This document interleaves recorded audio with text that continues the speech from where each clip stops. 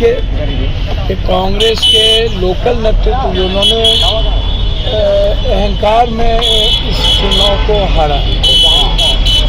एक तो भूपेश बघेल जी कॉन्फिडेंस बहुत हो गए और दूसरी तरफ मध्य प्रदेश में अहंकार बहुत हो गया। तो आगे भी बना लीजिएगा। जहाँ पर कांग्रेस पूर्णतः कांग्रेस नेतृत्व ने चुनाव लड़ा नीचे से स्तर तक, वहाँ पर चुनाव जीत गए।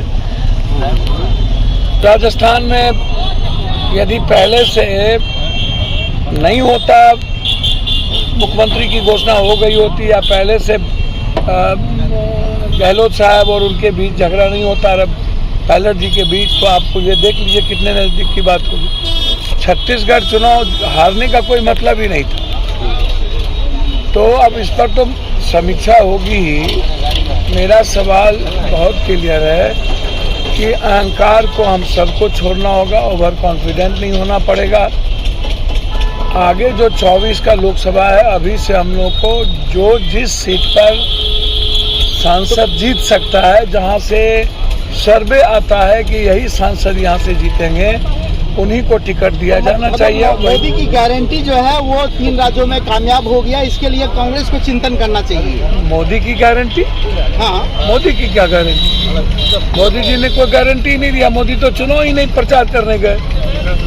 तो आखिर मोदी का चेहरा भाजपा ने रखा था। भैया मोदी जी का तो मध्य प्रदेश में चुनाव भाई भाजपा थी ही नहीं। मोदी जी वो तो दूर रख दिया। उन्होंने तो शिवराज चौहान पर चुनाव लड़ा। कैसी बातें आप कर रहे हैं? यहाँ वसुंधरा राजे सिंधिया पर, वसुंधरा राजे जी पर चुनाव लड़े मोदी, और तो मोदी जी पर तो लड़े ही नहीं। अब देखिए तेलंगाना में कांग्रेस जीती और कांग्रेस बहुत अच्छा चुनाव लड़ी। ऐसा थोड़ी है कि कांग्रेस निश्चित रूप से चुनाव हारा है, तो हारे हैं तो इस पर समीक्षा की जरूरत भी है।